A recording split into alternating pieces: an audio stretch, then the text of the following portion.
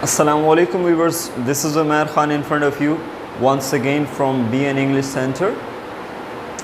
Viewers, tenses के topic को हम लेकर जा रहे हैं।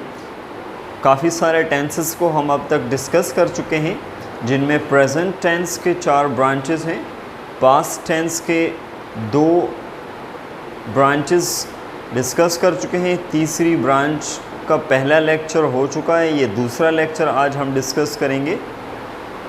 और इसके अलावा हम फ्यूचर के हवाले से फ्यूचर टेंस के 2 ब्रांचेस को डिस्कस कर चुके हैं। व्यूअर्स, इससे पहले पास्ट परफेक्ट टेंस सिंपल हमने डिस्कस किया था लास्ट लेक्चर में। आज हम पास्ट परफेक्ट टेंस कंपाउंड को डिस्कस करेंगे। अगर आप चैनल पर फर्स्ट टाइम आए हैं तो चैनल को सब्सक्राइब करना मत भूलिएगा, और वीडियो को देखने के बाद अगर वीडियो पसंद आए तो वीडियो लाइक करना मत भूलिएगा। व्यूअर्स, आपके कमेंट्स भी हमें काफ़ी हौसला देते हैं, तो आप अपने कमेंट्स ज़रूर दीजिएगा व्यूअर्स, ताकि हम आपके लिए अच्छे से अच्छे टॉपिक्स आइंदा लेक्चर्स में ला सकें।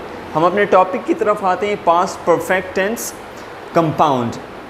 पिछला लेक्चर ज़रूर देखिएगा ताकि आपको ये वाला लेक्चर समझ में आ सके, क्योंकि अगर आपने पिछला लेक्चर नहीं देखा है पास्ट परफेक्ट टेंस सिंपल वाला, तो ये आपके लिए समझना थोड़ा सा मुश्किल हो जाएगा। तो आप पिछले लेक्चर को ज़रूर रिव्यू कीजिएगा, उसके बाद ये लेक्चर भी आपने देखना है।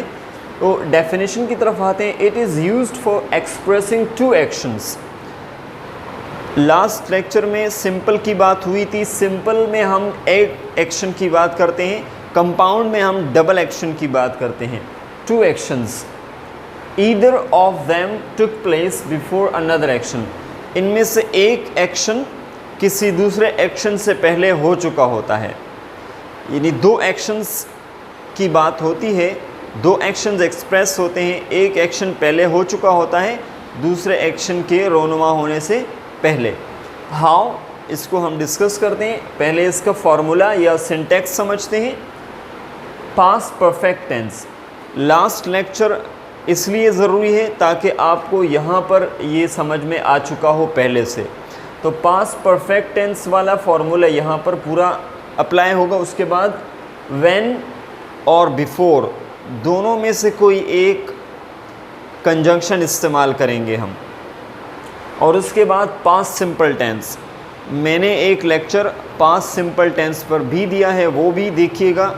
आपको पास्ट सिंपल टेंस और पास्ट परफेक्ट टेंस सिंपल दोनों आने चाहिए, तभी आपके लिए इस टेंस को समझना आसान होगा, नहीं तो आपको काफ़ी मुश्किल होगी। इसलिए उनको ज़रूर देखिएगा। दोनों टेंसेस आपको आने चाहिए पहले से।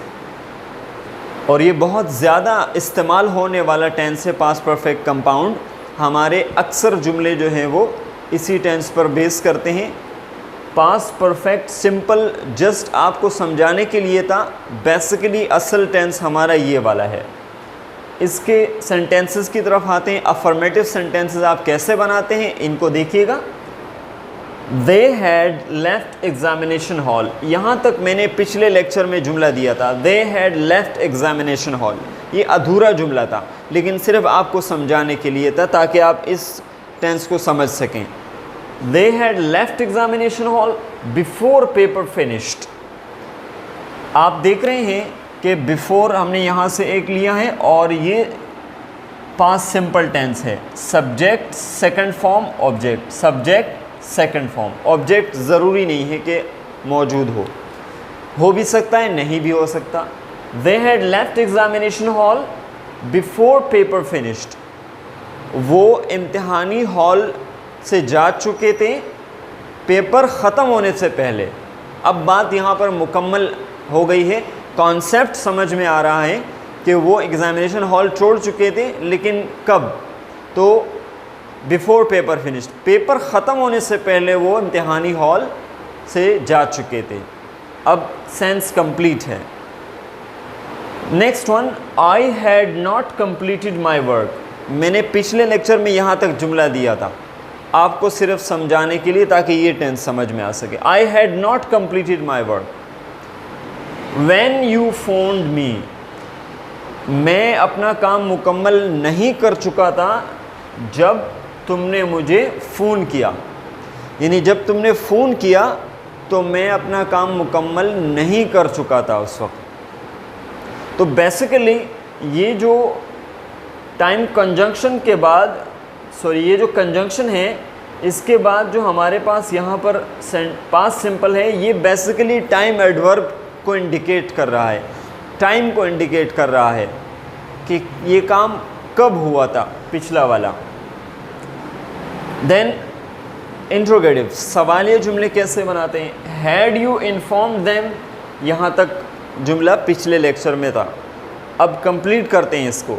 Had you inform them before going their home, क्या तुमने उन्हें मुतला किया था, क्या तुमने उन्हें इन्फॉर्म किया था उनके घर जाने से पहले?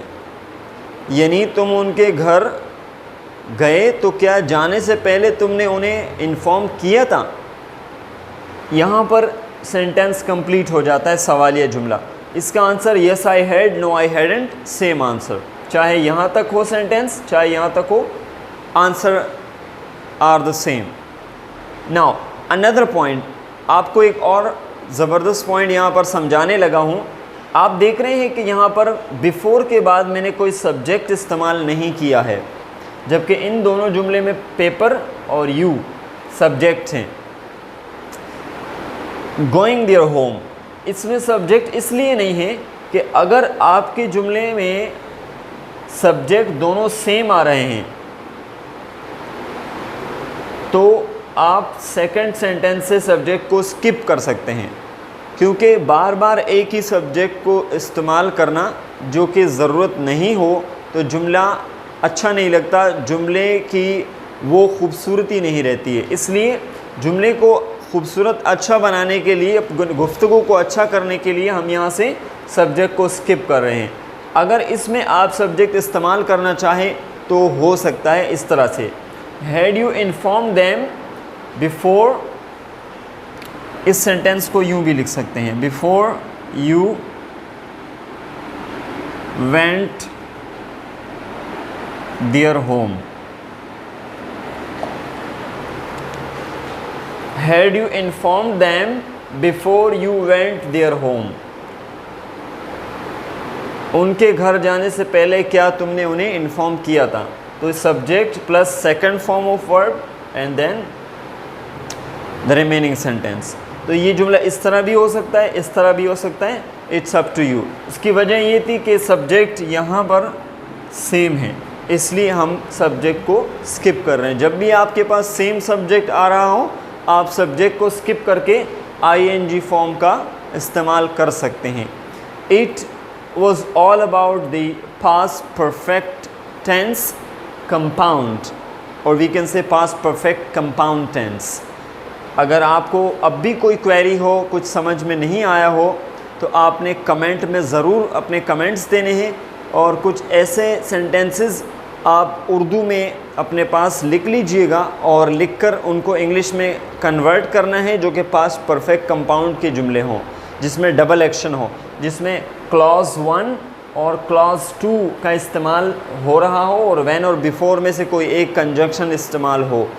आपने अपने कमेंट्स में वो जुमले मुझे फॉरवर्ड करने हैं ताकि मुझे पता चल सके कि आपको ये टेंस कितना समझ में आया है, क्योंकि ये बहुत अहम टेंस है। आपने इसको लाजमी अपनी स्पीकिंग में इस्तेमाल करना है ताकि आप अपनी स्पीकिंग को इम्प्रूव कर सकें। I will be waiting for your comments, for your responses. So till then, take good care of yourself. Remember me in your prayers. Allah Hafiz.